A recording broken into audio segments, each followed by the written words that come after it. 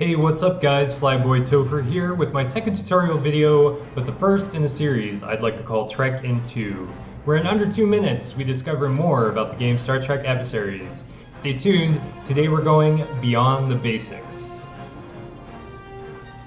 Alright, so let's first cover, what in the world do those stars mean on the cards anyway? So you'll notice that there's stars at the bottom of all the cards. The basic cards only have 1 star that never get filled. However, common, rare, epic, and legendary have 2, 3, 4, and 5 stars respectively. So what does it mean when you fill them up? Well, it means that you've owned or gotten at least that many of that card. So for common, you have to have gotten 2. The first thing you'll notice is if the stars are maxed out, you'll get a nice foil effect on the card with animations and lighting features. Now, if you don't have access to all the stars for the card, you don't get the foil effect.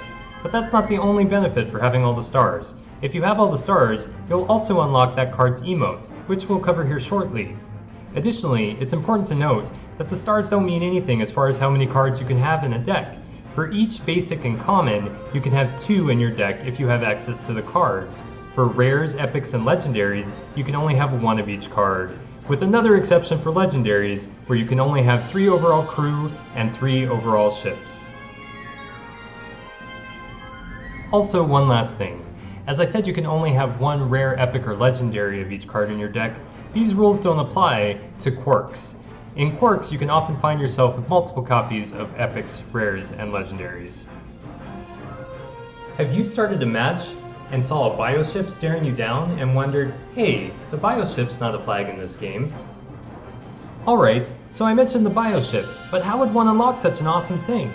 Well, if you go to any flagship selection in the game, you'll notice an extra portrait of that flag in the bottom right hand corner. Go ahead and click on it, and you'll have access to extra skins. Now the bioship is one of the Coach class skins. These do cost command points, but very little command points, so they're an awesome way to spend those leftover points and show off some awesome skins. Also, have you started a match and wondered why Sylvia Tilly was introducing herself? Or why in the world is Colonel Worf yelling at me? Or where did this greetings captain come from?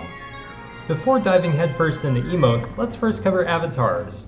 Now my avatar is Kern, and what does that mean? That means that I have access to that card. In order to change your avatar outside of any game mode, you can click on your picture and you can choose your avatar from a selection of any cards that you currently own. For example, I now feel like being Nog. Now there are 2 types of emotes in the game. The first one I'll cover are basic text emotes, but the way you access them is the same. Now in-game, you go ahead and click on your picture and you have access to these text emotes. The most common way, and a very polite way of starting a match, is with a greetings captain. What's even more exciting is the newly created character emotes. Now in order to access these, you must have the stars maxed out on the card, as mentioned in the stars portion of this video.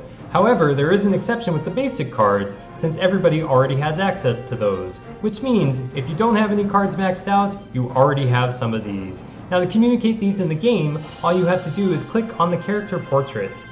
You'll see which cards you have access to. Simply click on the image. Hi, I'm Cadet Sylvia Tilly. And that will be communicated to your opponent. There's some pretty awesome ones. My favorite happens to be Colonel Worf. Objection! Finally, where do you go when you need more help? Let's talk about how you can access resources for more help. Several of these can be found on the options screen, which can be accessed by the cogwheel. You can also access the options screen by hitting escape. The first button over here on the left will point you to the support page for Puppet Master games. The second button brings up a list of keywords, and these describe different card effects and what they do. Finally, on the options screen, you'll also find links to the Reddit page and the Discord server. Both have thriving communities with very helpful individuals.